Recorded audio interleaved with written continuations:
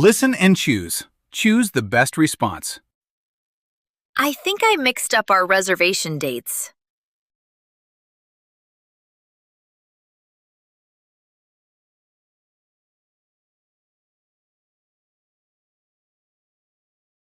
Could you cover the info desk for a bit?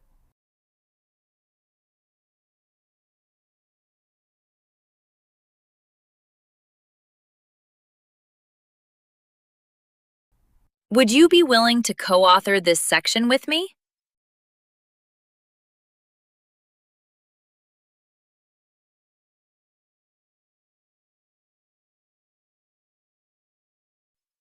Did the replacement part for the microscope come in?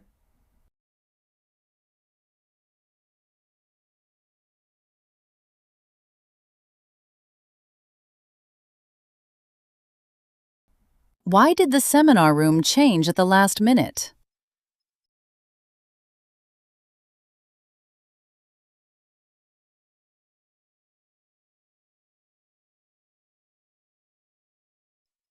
I won't be able to proofread the newsletter this time.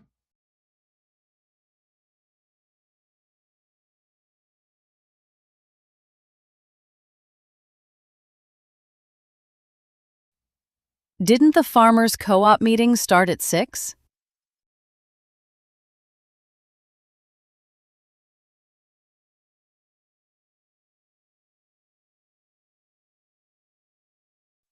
Did you finish digitizing the old records?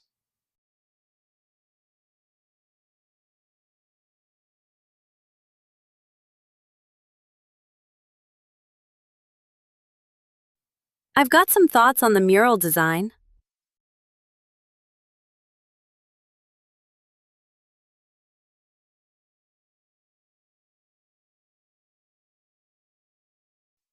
Are you signing up for the midnight trivia crawl?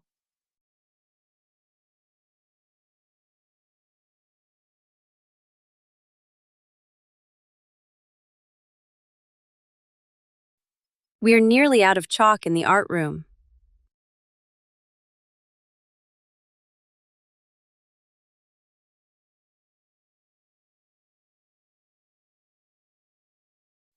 Listen to a conversation.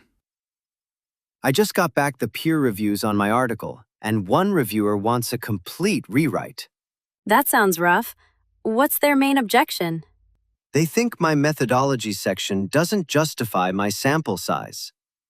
Is that a fair critique, or does it feel off-base to you? Honestly, it's fair. I probably rushed that section more than I should have.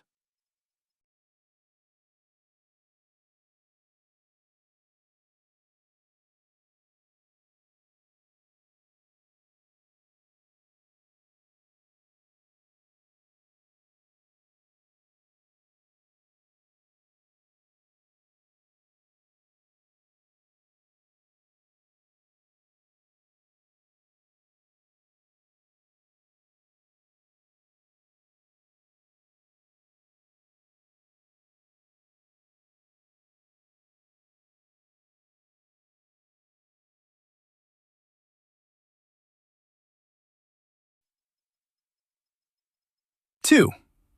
Our community theater group needs a new rehearsal space. The church basement flooded. That's unfortunate. Have you looked at the rec center? I called them, and they have evening slots open starting next week. That could work. Is the space big enough for the whole cast? It should be, though we might need to rehearse the big scenes in smaller groups.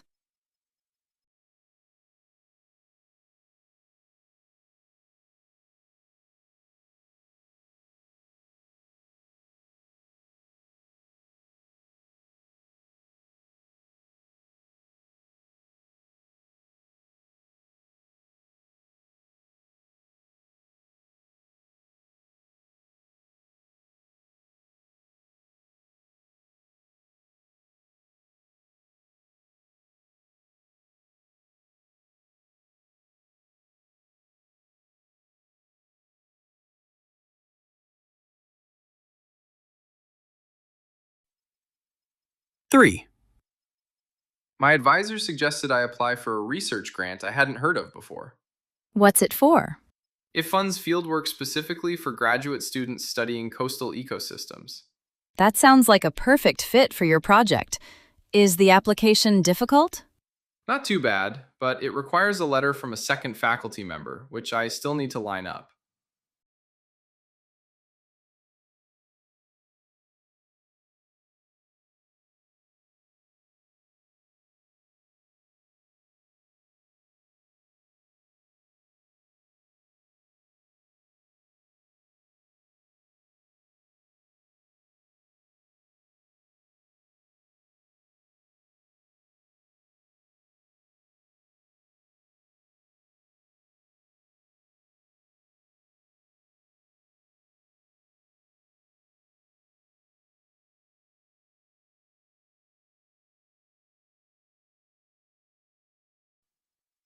Listen to an announcement at a university event.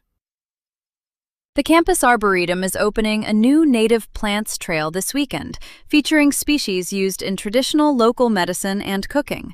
Guided tours run every hour starting at 10, and no reservation is needed for groups of fewer than 8.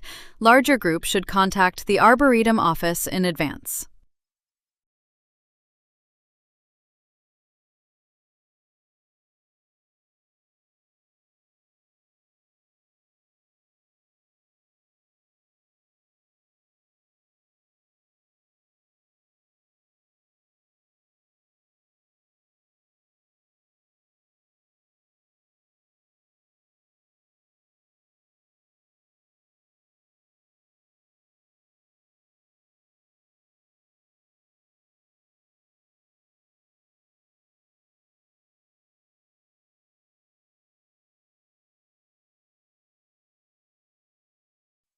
Listen to an announcement at a university club meeting.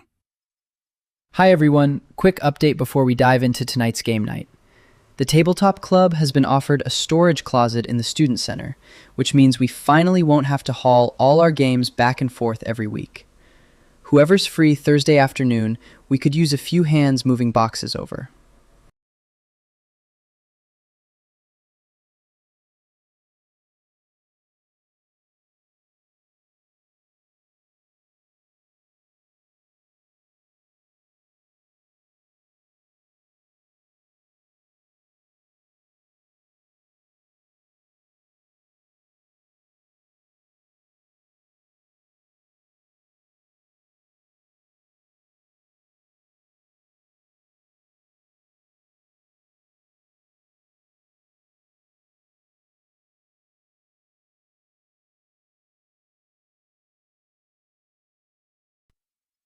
Listen to an announcement at a university event.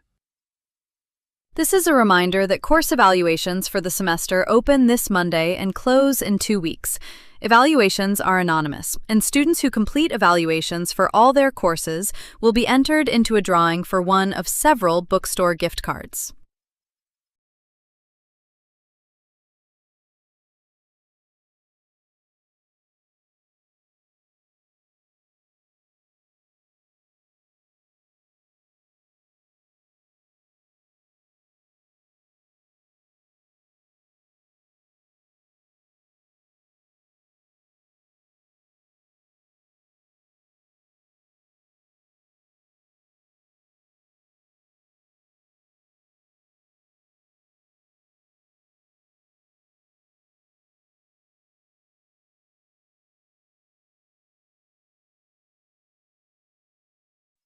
Listen to an announcement on the university radio station. This is a reminder that the campus pool will be closed for annual resurfacing starting next Monday, with reopening expected in about 3 weeks. Students with pool memberships will have their membership dates automatically extended to cover the closure period, so no action is needed on their part.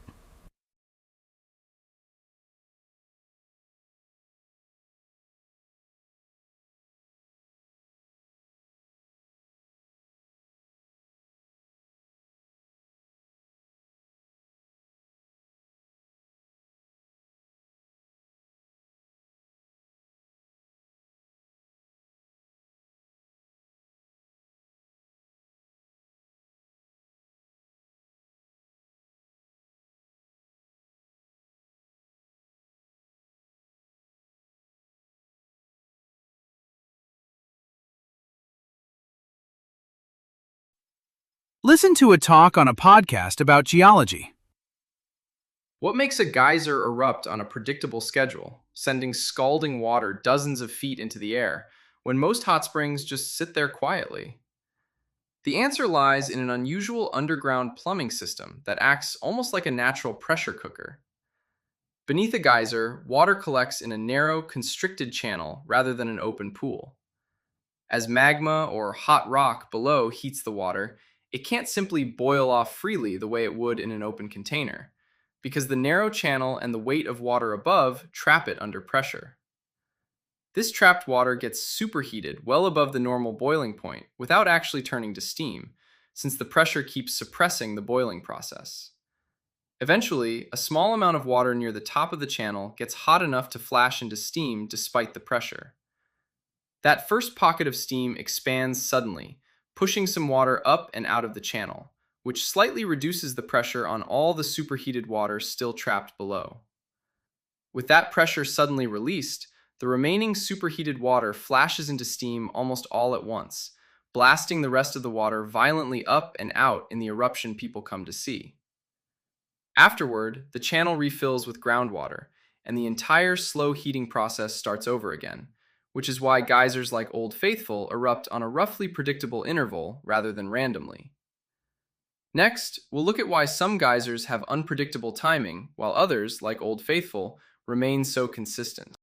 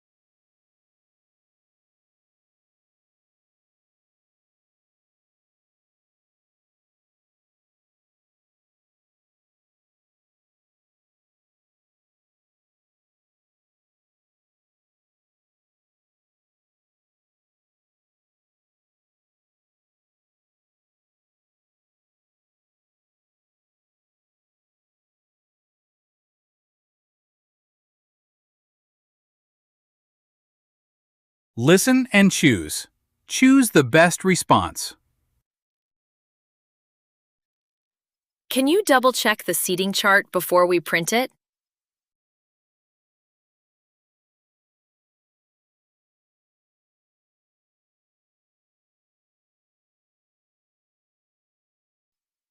Where did you leave the extra microphone batteries?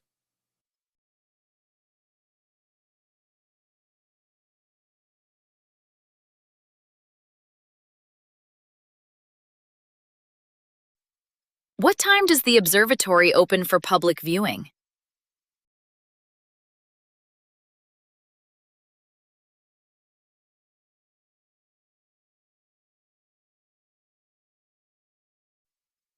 Listen to a conversation. I noticed the community garden plots are getting weedy again. Yeah, a few people haven't kept up with their sections lately. Should we send a reminder, or is it more of an enforcement issue at this point? Probably start with a friendly reminder. Most people just get busy, not careless. Fair enough. I'll draft something and post it by the entrance.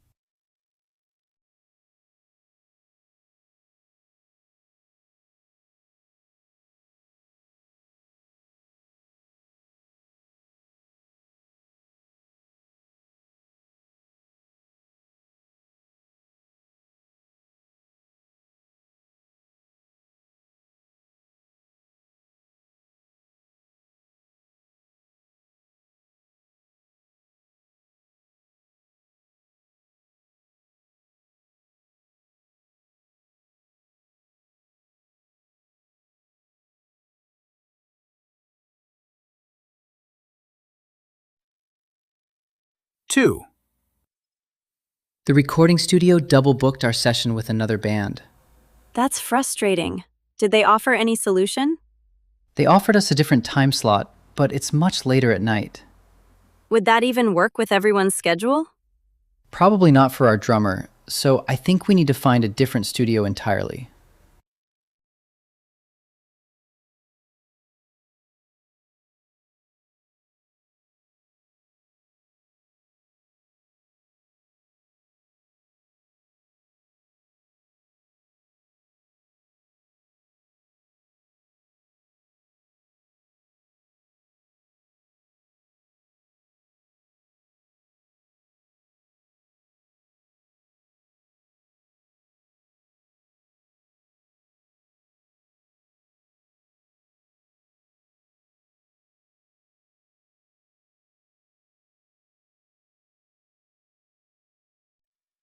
Listen to a talk on a podcast about cognitive psychology.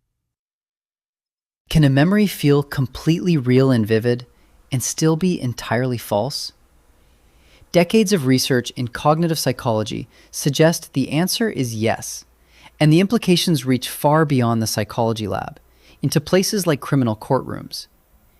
In a well-known study, researchers showed participants a video of a car accident, then asked some of them how fast the cars were going when they smashed into each other, while others were asked the same question using the word contacted instead. Participants who heard smashed not only estimated higher speeds, but were also more likely to later report seeing broken glass at the scene, even though the video showed no broken glass at all. This phenomenon, known as the misinformation effect, shows that memory isn't like a video recording that gets played back unchanged. Instead, each time a memory is recalled, it can be subtly reshaped by new information encountered afterward, including leading questions, conversations with other witnesses, or even media coverage of an event. Researchers have taken this further, successfully implanting entirely fabricated childhood memories in some study participants, such as a false memory of being lost in a shopping mall as a child, using nothing more than suggestive interviewing and family member cooperation. Many participants not only accepted the false memory as real, but added vivid, invented details of their own over time. Next, we'll look at how this research has directly influenced how police departments are now trained to interview eyewitnesses.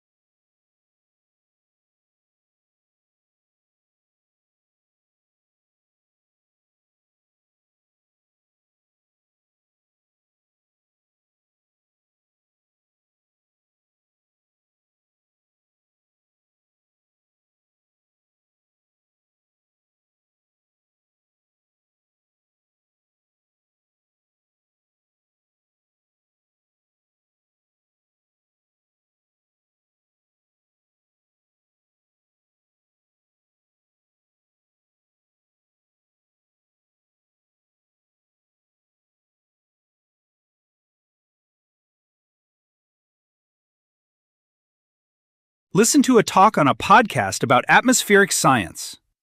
Why do hurricanes in the northern hemisphere always spin counterclockwise, while storms south of the equator spin the opposite way? The explanation lies in something called the Coriolis effect, a consequence of Earth's rotation that influences the path of anything moving freely across its surface, including air.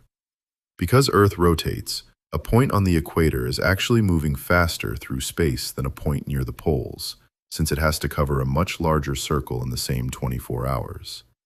As air moves from a high-pressure area toward a low-pressure area, it doesn't travel in a perfectly straight line relative to the ground below, because the ground itself is rotating at a different speed depending on latitude.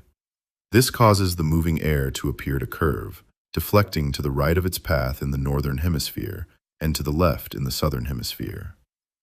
When air spirals inward toward a low-pressure center, like the center of a forming hurricane, this deflection causes the whole system to rotate counterclockwise north of the equator and clockwise south of it.